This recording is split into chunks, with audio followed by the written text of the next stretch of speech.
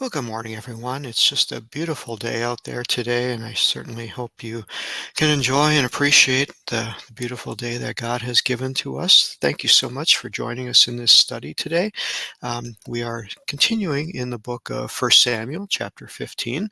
So I'm going to go ahead and share my screen.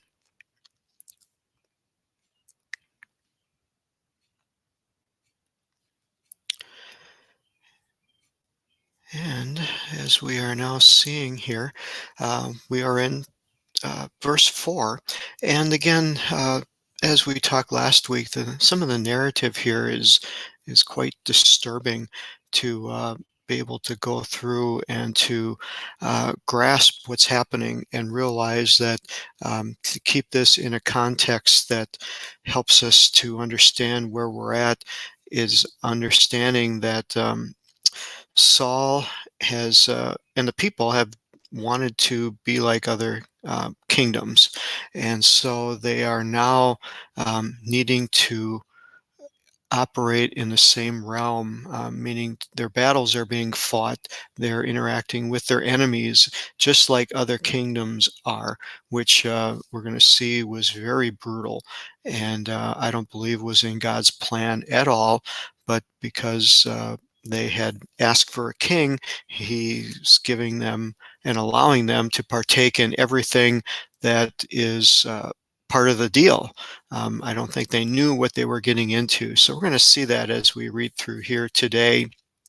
And we see in verse 4 that Saul gathered together the people and numbered them. When you do go through the Bible and you start reading these accounts of the children of Israel, you will find that it gets a little confusing as you see that sometimes they were commanded to number the people. I should say, whenever you see the numbering of the people, you'll see conflicting outcomes. There are times when God instructs them to number the people. There are times when the king or the leader will go ahead and number the people, and it angers God and it's against God's desire, and bad things happen as a result of it. And you see other times where they number the people and nothing happens. So it's kind of interesting. It would be an interesting study to just go and look at all the places where the Israelites perform a census, where they are numbering, and look at what's the outcome and the circumstances behind it, because it's not consistent. And so we know that there are reasons behind each time when they number themselves, but we see here that Saul numbered the people and nothing bad happened. But remember, Saul is in a realm of where he is out of favor with God, but yet God has a plan and a purpose that he still works through Saul.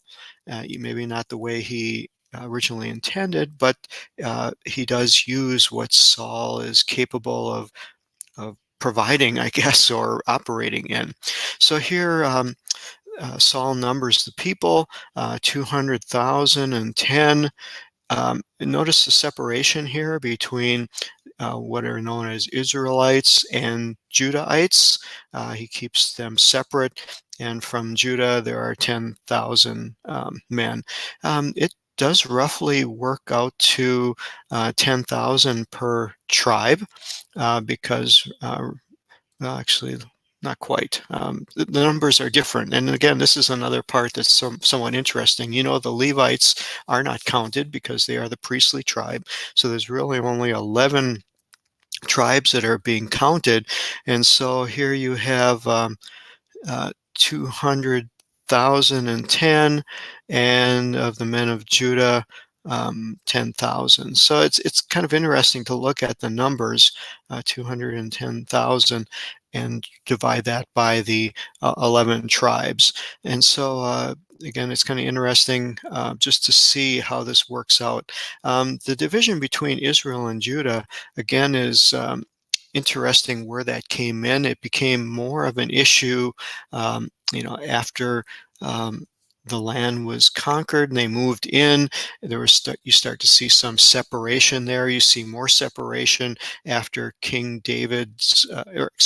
Saul's rule ends and Israel and Judah separate. But again, I think that's a very fascinating study in itself, how there can be one tribe of Judah that stays uh, more or less true to um, the teachings, true to the worship, stays centralized around Jerusalem, and then you have the other 10 tribes of Israel who are scattered abroad. And you'll see that come through even at the time of Jesus, where he will say, I'm sent to the lost tribes of Israel, meaning the 10 tribes that were scattered abroad.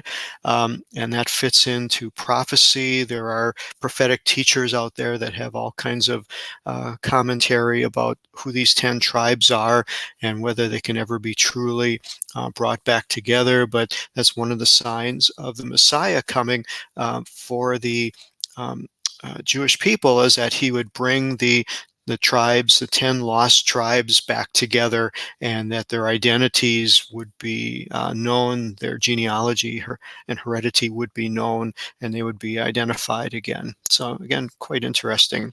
They talk about what's called a divine spark, something that would rise up within the remnants of these 10 tribes and draw them back to Israel.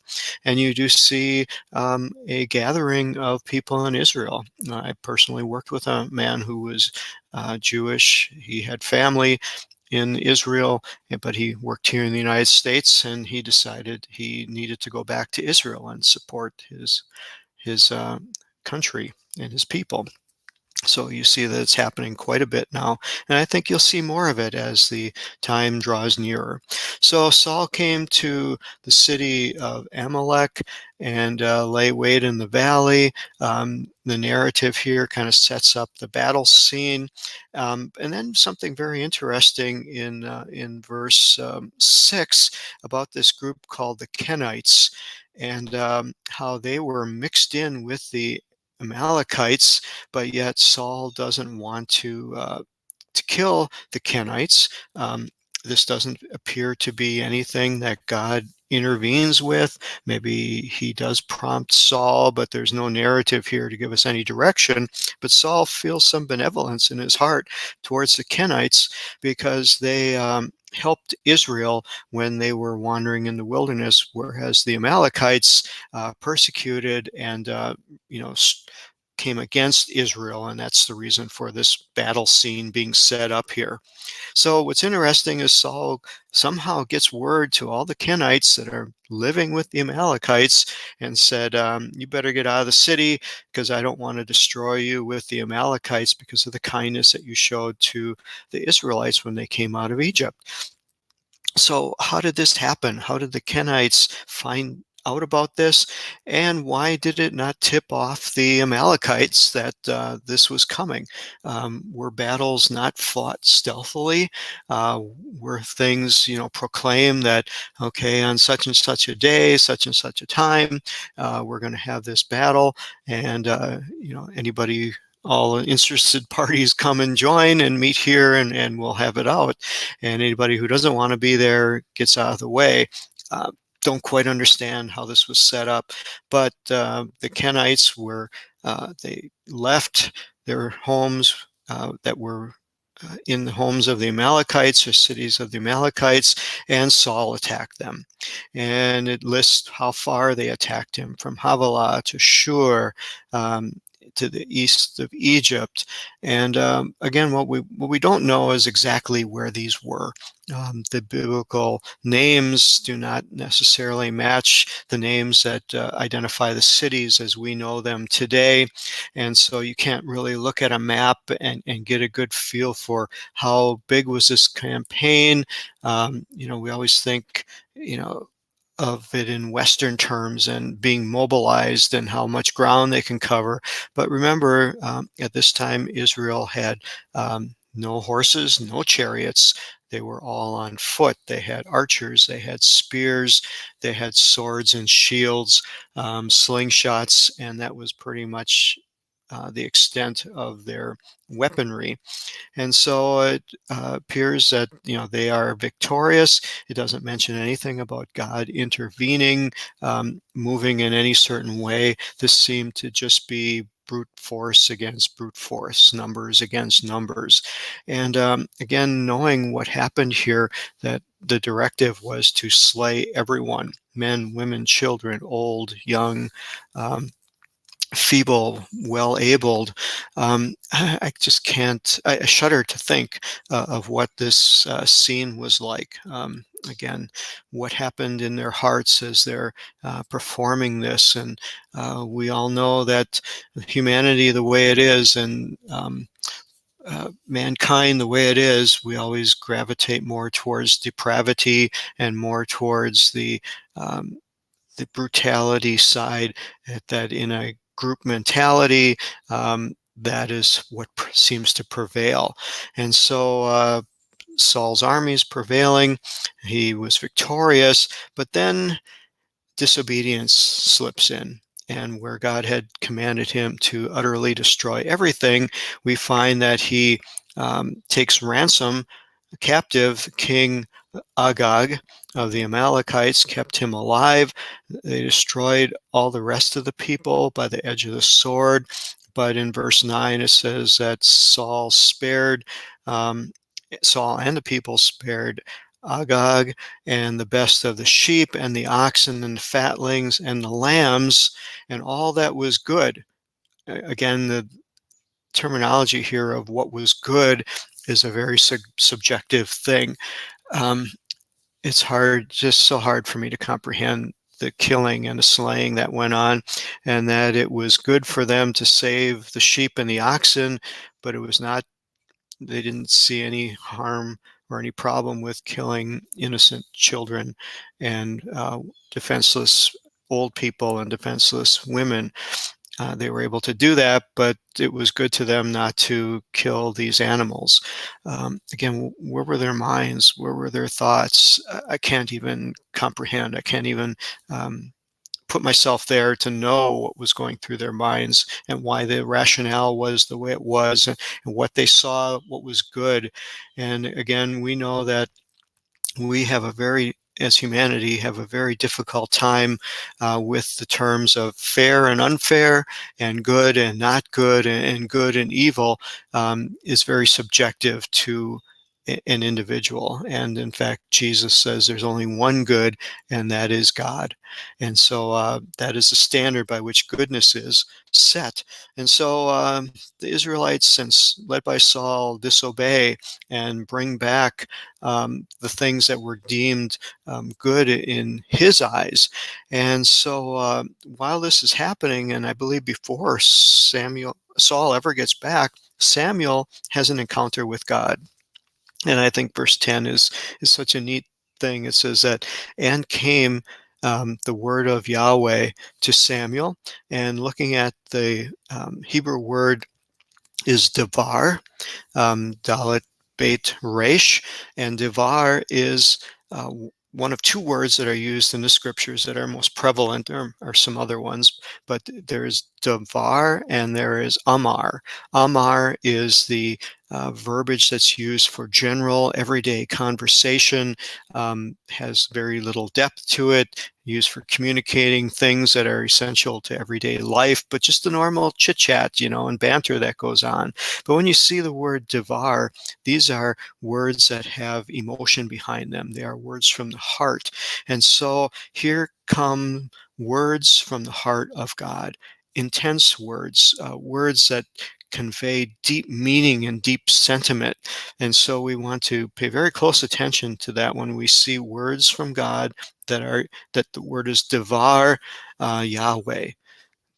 And so we look at what he said in verse 11, and we begin to see see in the verbiage that creates a feeling in our heart to understand how hurt the Lord was. Many times we find words translated as anger and wrath, but here we see something deeper. We see just a passion, a hurt, um, I'm struggling to find the words to convey, and hopefully as I look at these words in Hebrew, they'll begin to give you an understanding that I receive from it, but very difficultly try to put into English to convey that. So the first word we look at is number 5182.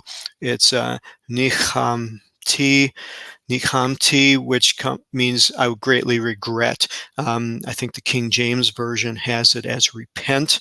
I don't believe that that's a proper term, because it does mean that you're sorrowful, but repenting has a biblical meaning, and it has a uh, meaning from the 17th century.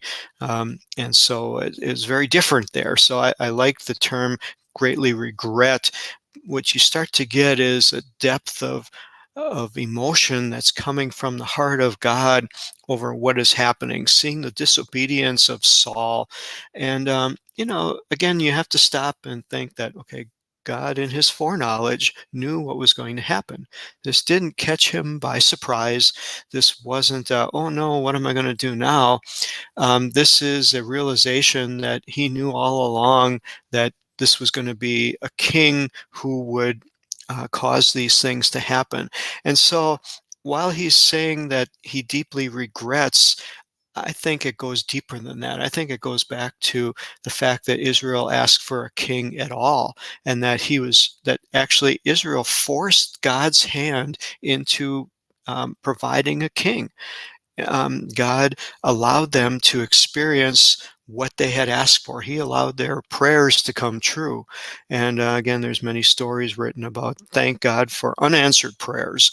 And many times we've prayed for things and God didn't give them to us, and afterwards we're very thankful that he in his wisdom chose to give us what was good for us rather than what we had asked for. And I believe this is where this sentiment is coming in, is God isn't saying, "Oh boy, what a mistake I made in putting Saul. Boy, I wish I would have known he was going to act like that." God knew all the time, but what he's regretting is the whole situation of what he knew the Israelites would degrade into, and that this is going exactly the way he told Saul. He told about Saul. He warned Samuel. He told Samuel to tell the people, this is what a king is going to be like. This is what it's going to be like under a king. And here it's coming to pass. So, many of us would have said, pointed a finger and said, "Hey, I told you so. Why didn't you listen to me? Now you're getting what you're getting." We don't see that coming from God. We see a deep sorrow, a deep regret. In fact, the verb here is in a nifal frame, and that is something that is somewhat coming from within. It's not a PL, so it's not an intensive, so it's not like he's just boiling over with rage and anger and, lightning bolts are flying and sparks are flying, but this is something that's just coming from deep within, that the emotion is causing him to react in such a way. And it's in a perfect form. It's not something that's just burning in him and raging and it needs to be pacified. It's just something that's there. He's just saying, okay, this is the perfect means is a completed action, but it's coming from deep within, and it's like he knew it all the time. And it continues as you look at the word of how he had used the word for I have set up. Himlachti is also in this hifil perfect form, and God is just saying, this is coming to pass just like I knew it would be. And he says, the king has turned his back from following me, has not performed the commandments, and his heart is grieved. His heart is broken. And we see that this, because Samuel has such a deep relationship with God, that these same feelings are taken into Samuel's heart, that his relationship with God is so strong that he feels God's emotion. He feels the hurt, and we see it played out in the actions of Samuel, where it says he was grieved. Now look again at this word grieved, vayihar, and it is in a cal form. So again, the cal form is the textbook, the dictionary form, has no emotion, no intensity, no content of strength, of emotional strength behind it. It's just the word grieved. It is in an imperfect form because Samuel has just learned about this, whereas God knew this was coming all the time, and God was able to, um, to have it in a perfect form, meaning that it's a completed action and he knew it would take place. But in Samuel, this is new and it's hitting him, and he hasn't been able to deal with it yet and hasn't been able to work through it and come to um, grips with it. And so it's shown as an imperfect form. This is something that's moving him, and he's not done with it. He's going to grieve for a while, but yet this grief is not even in the same realm as what God has. He's not able to grieve in the same way that God was grieving. God's grief came from deep within him, and it consumed his emotions, where Samuel is grieving in a form that, yes, it's grieving, but it's not in the intensity that God is grieving in. And it causes him to cry out, and it says he cried out to Yahweh. Again, Yahweh signifying the compassionate, merciful aspect of God. But yet here, as Samuel is crying out, it's not in an intensive form, which we would have expected it to be. I would have thought this would have been in a PL, so intensive, gut-wrenching, and obviously it affected Samuel in a way that he cried out, but it's in a Cal form. It's in a textbook form. It does not have the intensity that it had as God was feeling it, or as we see other times where the intensity is in a PL, very strong form. But yet it was enough to keep him from sleeping. He cried out all night. And we're going to end here with this verse 11 and see what happens next week when the meeting of Samuel and Saul comes together, and Saul is confronted with what he has done. So I want to thank you all for being a part of this class. I pray that you are blessed by it, that you'll see that there is a God who loves you and cares about you so very, very much, and that he desires for us to know him and to see his heart in this matter, and that when transgressions are made, when disobedience occurs, when we sin against God, to get a little picture here, as we did in this lesson, on how it truly grieves and touches the heart of God. And so God bless you and have a wonderful day, and Lord so willing, we'll see you next week. Bye-bye.